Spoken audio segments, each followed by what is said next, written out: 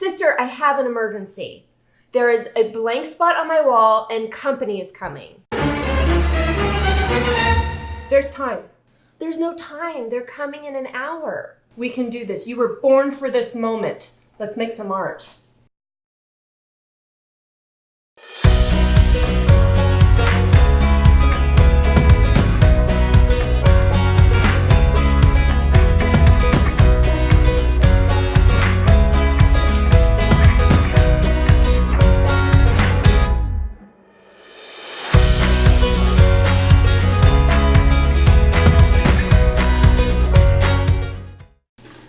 Hey you guys, so we are back with the IOD Art Gallery wall, and today we are going to be doing the Cubano and the blossoms. And we're going to be going over some fun techniques, including a sweet faux linen texture, masking off with blue tape to achieve a faux matte, and a bunch of textural techniques. All right, let's get started with Cubano. We are using a sand plywood, that's S-A-N-D-E, and it's a 1/2 inch. And the reason why that's important is because it keeps it lightweight. So you can just put a hanger on the back regardless of how large the piece is, and it's not gonna be too heavy for your wall.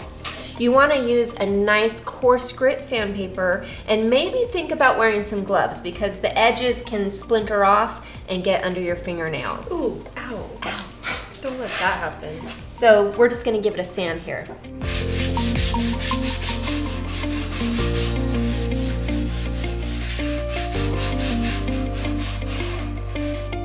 Just take a dry shop cloth and wipe it clean of any dust. And then we're gonna get started with the first coat of paint.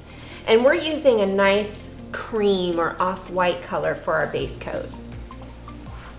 And you just want to give it a nice thick even coat. I like to go a little bit crosshatch and random in my strokes because that texture will come out later and it's really pretty. For this next step, you want to make sure that that base coat is thoroughly dry because we're going to be using blue tape for a masking technique for your faux matte. And you want to make sure that that paint is not going to pull when you are pulling your tape. So first what we're going to do is we are going to make some tip marks 2 inches in from the edge all around, just about 3 per side is fine. Is it helpful to have this square edge tool? It is for the next step. Okay. In the process. Yes. I like a good square edge. For right now, it's the measuring part isn't really relevant to the square edge, but the next part is. So now we're using this 1 inch tape, and rather than fuss with your corners, we are just going to make sure that we span and have it straight. So remember, your edge, your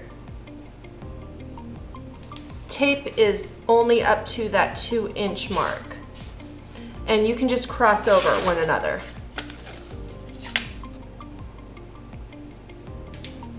So now is when the straight edge comes in handy for getting nice square corners without having to fuss with a miter. I'm just going to use this razor knife and go right up against that and not go in super, not use a ton of pressure, just enough to cut through the tape. Whoops. Holding your straight edge in place so it doesn't slip. Yeah. And then while this is still in place, you're going to use that to pull against. Like that. So you get a nice clean corner without having to deal with any miters. Nice. And we're just going to repeat that all around. All right, the tape is down, but let's make sure that you really get some nice tight edges here. You don't want any bleeding underneath. So I just run a clean, dry finger over the edges to make sure of that. Now we are going to paint our outer edge with a dark charcoal paint. It's important that you have this white undercoat, so don't skip that step. Even though we're going over it with black, you're gonna want that white base coat on the outer edge. You'll see why later.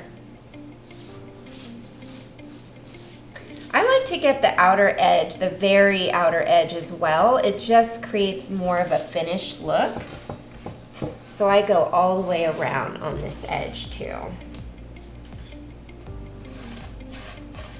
All right, so now we are going to apply a gray wash on this. What we've done is we've taken a wad of the shop towels. We use the blue shop towels a lot. They're kind of my favorite. They're nice, almost fabric-like consistency. They're kind of awesome. They are. And then they don't break down. They don't. They're sturdy.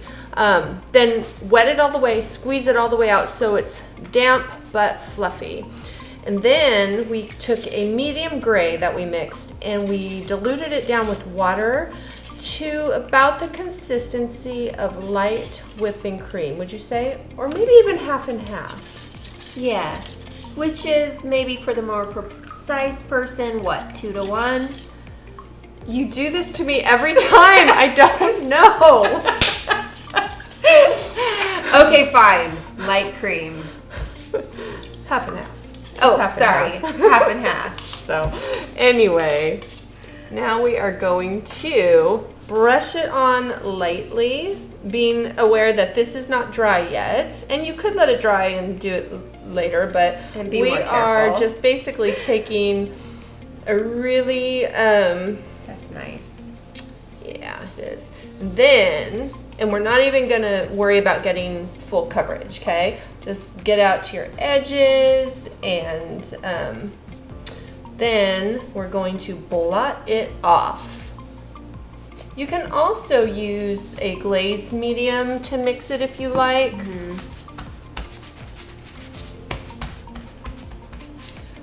That is up to you. You don't want the paint to set up for long at all, so go back in with this step pretty immediately. Yeah. Here's where it gets fun, you guys. We are going to be using the Cubano stamp, like we mentioned, and this is what it looks like in the package. The first thing you want to do is condition your stamp. And what we mean by that is simply taking a fine grit sandpaper. We like to use a sanding block, it just makes it easier. And you just take it and sand the design surface, never ever the back. You really don't want to touch the back with anything because the back is what allows it to cling to your mount.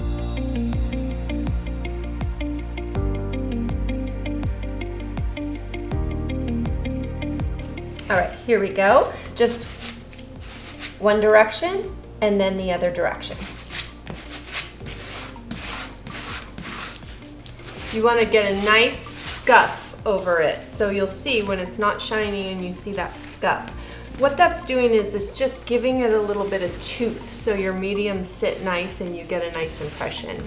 For the Cubano stamp and some of our other full sheet stamps, we don't even ever take it off of the backing. It stays on this rigid backing that it's on, so there's 2 layers here because you don't need to, so you don't need to pull those apart on this particular stamp and some of our other full sheet stamps. Okay, so we are going to take again a chalk or mineral base type paint and same color as we did the outer edge, and we're just going to put it on. I'm using an acrylic plate here. Okay,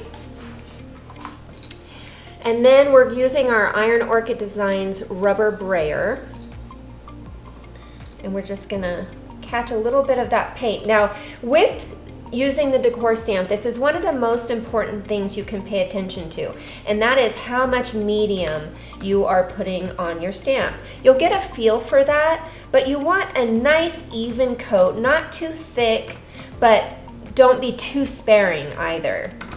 So I've got a nice coat on my brayer there. And then I'm gonna roll it over the entire stamp. Now, because we are using a mineral base or chalk type paint, it's going to dry quickly, so I want to work kind of quickly. However, if you wanted to, you can also add an extender to your paint if you find that that helps. Because there's lots of extenders that increase your open time and give it a little bit of flow. So depending on the paint brand you're using, play with it and see if you like that. Right, there are so many different paints out on the market. We've used several of them, and we really like that type of paint with our products. Here we go. Now, you're gonna hover over the top, because once you're down and you're committed. So, you can pencil the center if you want to be exact. How's that look, Jose? I think we're good. Okay, once you lay down, don't shift, that's key. Now, I could have been more careful, and I did get some paint on the area that's not the design. Sometimes I'll go in and kind of wipe it off, and sometimes I won't. So I'll be careful not to press on those areas that have the extra paint on it. And then you just run your hands over it. Again, Being careful not to shift. don't shift. Awesome. How do you think? You think we're good? I think so. What All right. happens if you shift? Good question, Josie. If you shift, you get kind of a double vision thing going on, and Double vision. It's just not Or pleasing. smear. It smears. It's just not pleasant. But if that happens, So a lot of times, unpleasant. depending on your, it's so unpleasant. Depending on your project, a lot of times you can go back in and paint over it. But we actually recommend getting a sample board and practice with the stamps. Really, once you get comfortable with these, you They're are going to such be addicted. A versatile tool. They really are. You just take a little time to practice and you'll be golden. And here we go. Beautiful. Beautiful. I love it. So now we need to let this dry, correct? Yes. So let's let it everything dry. And then we'll come back and we'll get started with that linen technique. Fun. All right, guys, once your piece is thoroughly dry, we're going to show you how to do this fun texture Easy technique. Super easy. You're going to use a straight edge, and it needs to be able to span the length of your project. So we are going to line it up with the edge of the tape so that this gray painted area is what we're touching. And then we're going to use some very coarse sandpaper. This is 80 grit because we really want to get that scratch. And we're going to use this to guide a nice straight pull. Just like that, okay? And then we'll do this side as well. Lining it up over the tape, then holding it in place so that it doesn't shift, so that your pull is straight. In fact, I'm gonna do a second one on there. There we go. Now you're seeing the white come through. Yeah. Or the cream. And then what you're going to do is the same here, but these are gonna be short pulls, and you're going to pull away from the tape so that you're not causing the tape to lift. Just like that.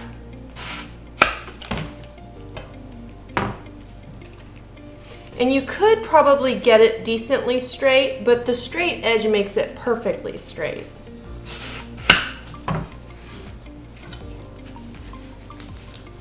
That already looks pretty. So what you're doing is you're scratching through the dark charcoal and exposing the cream color underneath. You want to make sure that your dark coat is thoroughly dry when you're doing this. Yes. Otherwise it will bleed into the white coat, and then you're going to muddy up your contrast. Yeah. Now you're going to do the same thing going across the other direction.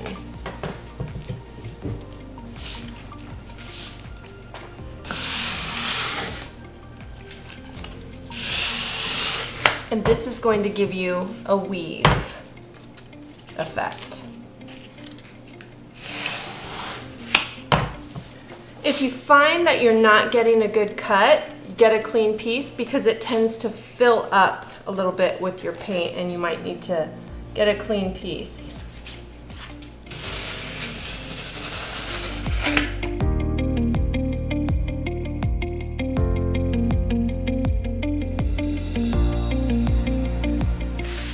So you'll get a lot of the paint dust and you just want to lightly dust it off.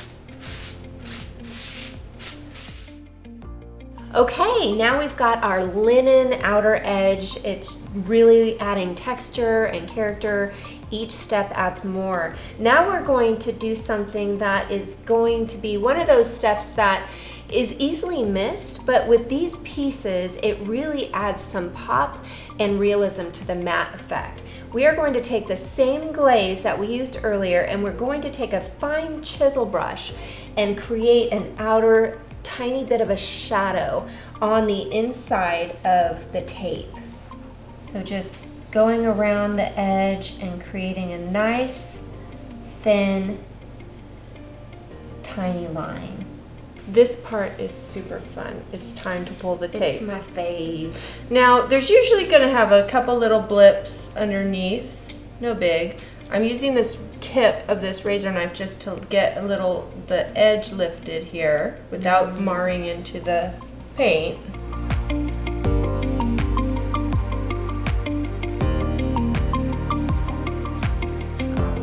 You can really see how adding that little shadow on the inside makes it look like a real matte. So pretty. Oh, fun. Love it.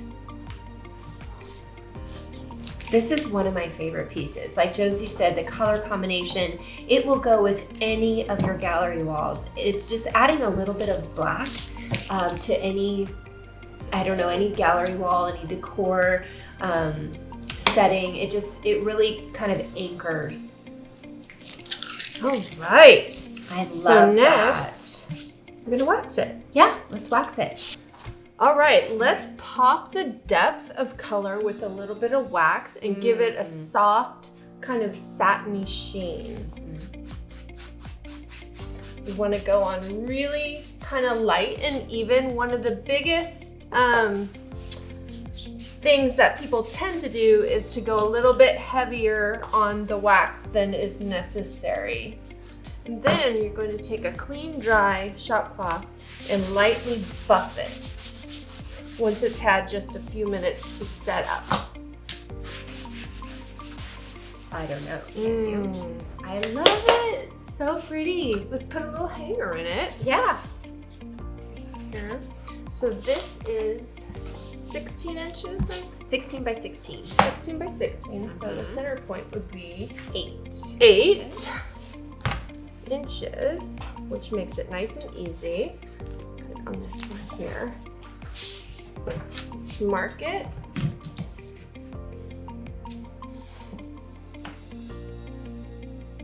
That's the center point.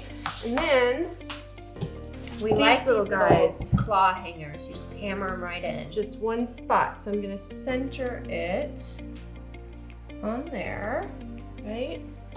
And then tap it in.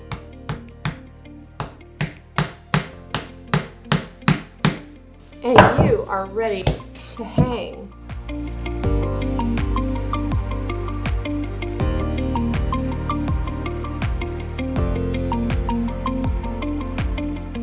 Now we are going to get started with the blossoms. We are taking the same exact type of plywood. In fact, if you'll remember from our first video, everything in our entire gallery wall was cut from one sheet of plywood. I think it was a 4 foot by 8 foot. Yeah, a standard full sheet. Right. Of plywood. So this is cut from the same thing. We're gonna do the same thing we did with the other. We've already done that. We sanded it and prepped it. Now we're gonna give it a coat of paint. We're using the same color we did in the last one. So if you're wanting to knock these out at the same time when you're doing it, then you can actually paint both boards at the same time. So just give it a nice even coat. Again, same as the first board. Make sure that as you're painting, you're doing a nice cross-hatch motion because that really pops the texture later on. Okay, again, we are going to take our straight edge and our tape and a pencil, and we're gonna create our matte outline. For this one, we want to go, what was it? Half inch. Half inch. We're gonna do a 1/2 inch thick frame. Once your paint is thoroughly dry, you're going to go ahead and repeat the step we showed you last time for creating a mat. But this time, you're going to use a 2-inch wide tape and do it about a 1/2 inch from the edge. So it's going to look like this, and use your square edge and your X-Acto or razor knife to get these nice square corners, and make sure all your edges are firmly down so that we avoid bleed. If you haven't caught on to this yet, you can pretty much just take whatever size tape you want to create the size of mat that you want to have. And there's actually one that's even thicker than this one, so it's pretty handy. Yeah.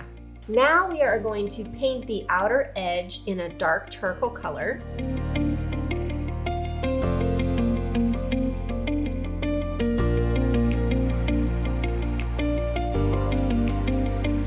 Similar to what we did in the Cubano piece, we are going to do a glaze finish, and we created this wash with just a warm gray and water. And again, it's the same consistency, maybe a little bit more water. We want it to go on a little bit lighter. What's happening right now?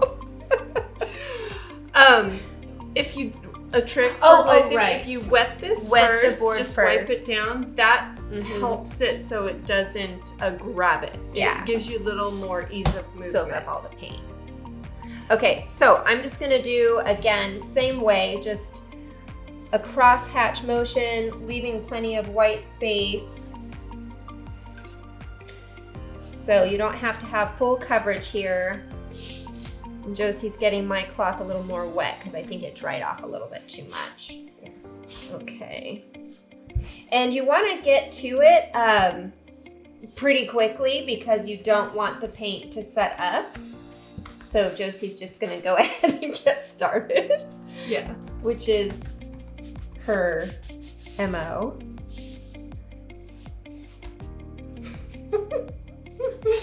And soft, random patterns. You don't want any harsh lines, so you really want to gently pat that out. You're just creating kind of a parchment look with this piece. Just a soft background. I would take off even more. Yeah, really soft. Yeah, take off a lot. So now we're going to use our bird branches and blossoms set, which comes in a big sheet. And my favorite way to use these is to leave them on their backing, but cut them apart, cut the backing apart so that you can use them like this and have a little bit to hold on to.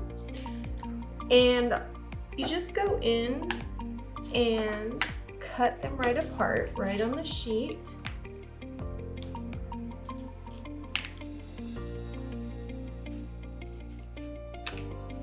All right, so we did that already, and we are going to go ahead and get started with creating our branch. We're going to use the same charcoal color.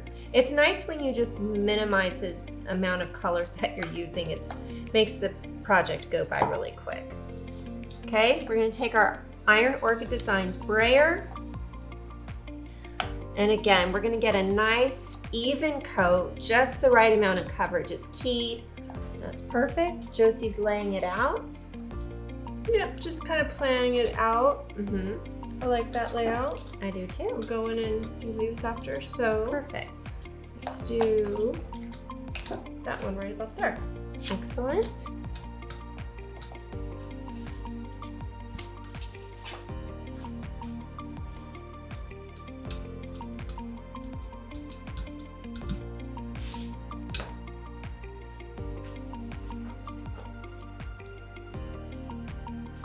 Right about there? Yeah, I think that's good. Okay. Once you lay it down, be careful not to shift again. It's going to depending on what surface you're going on with the stamp and how much medium you have, that will tell you how slippery it's going to be. So just get used to that. And then even pressure all over, and then lifting straight up. There we go. Perfect.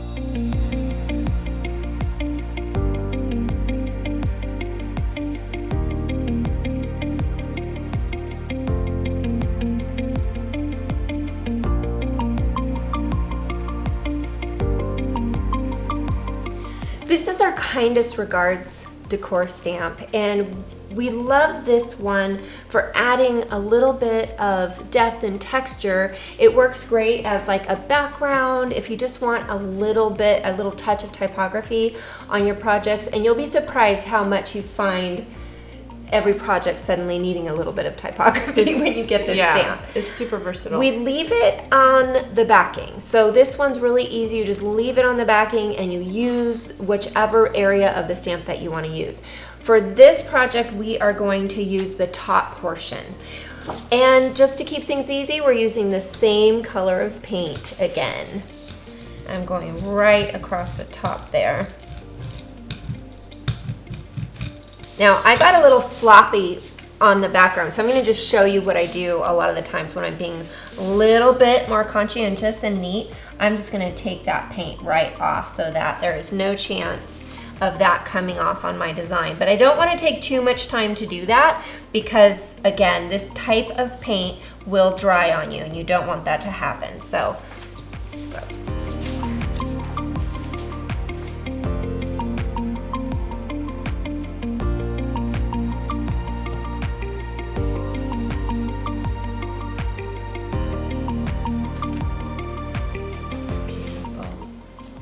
So pretty, so pretty. So now we're just going to do a little bit of dry brush with the dark gray on the inside edge. And this isn't intended to look like a shadow. This is more intended just to look like some distressy visual interest. Okay, I'll let you do that. Okay, yeah, just gonna go in and kind of boom, boom. Not even gonna do it everywhere because it's just like adding some brush work. Now we are going to let this dry thoroughly so that it is ready to apply just a little taster. Just a little tidbit of Prim and Trim. The Prim and Trim transfer. So now we are going to open up a Prim and Trim transfer. And we are just gonna use a little bit. Just a little touch will do, yeah, of this one here. So you always want to open this carefully. We are going to trim and cut just a strip of this one here. And because we have these grid lines on the backing here, it makes it nice and easy to trim. Now, we're just using this little bit of this, but you're gonna wanna stash this for later because we are going to be using more of it in upcoming gallery wall pieces. Now, you always wanna make sure when you're applying a transfer that your surface is all the way dry and clean. So, for example, I'm not going to sand this, even though we're going to be doing some distressing on it right after. I don't want that dust to interfere because there's an adhesive film on here and you do not want to have that interfere. So I'm going to place this right about here. Perfect. And I'm going to use my fingers just to press that down, and then we're using the included rubbing tool to apply pressure all over it until it adheres. And afterwards, you're going to take a clean, dry shop cloth, make sure it's all down, and burnish it firmly into that surface. That's important. There we go. Beautiful. Next, all we need to do is do some distressing, both on the frame edges to kind of reveal that undercoat, and then a little bit on the surface here.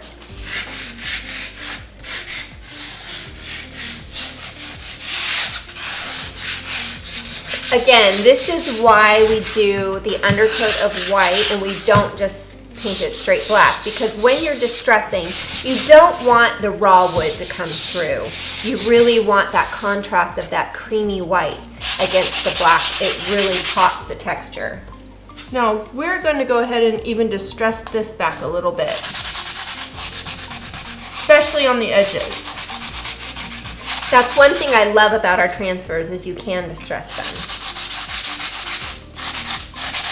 Beautiful. Let's just wipe it clean and then pull tape And then wax. and then wax. Pulling tape is my favorite. Yes, it is. Very satisfying.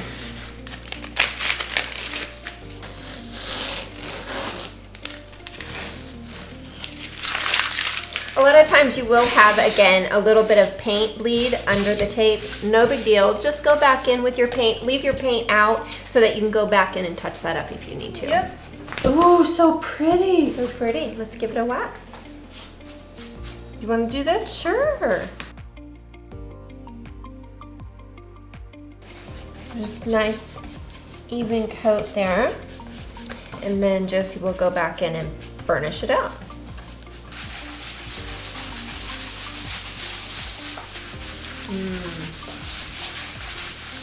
A lot of people will ask us, do you need to seal these pieces? You really don't if it's going to be up on your wall on a shelf and safe. However, the clear wax coat really does add a beautiful finish sheen to it. So we usually do. It does. It gives it love that it. finished touch. Let's add the hanger. Okay. So we found and marked our center here, and we are going to use that to guide us as we place one of these handy little one-piece hangers. They're so convenient. And again, we mentioned the nice light weight of this particular board. They just hammer in like butter. Perfect. Thank you guys so much for joining us in another episode of the IOD Art Gallery Wall Series. Make sure you subscribe below so you don't miss any of the episodes, and if you have any questions, just leave them in the comments below.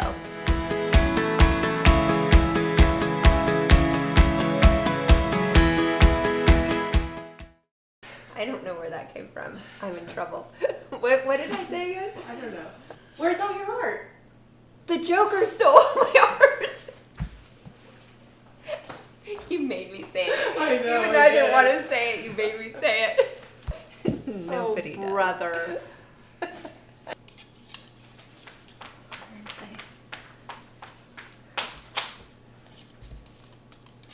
Sister? Just listen and obey. Yeah. All right. All right. All right. When you're ready. Same playing field? Playing field. Field of playing, field of whatever.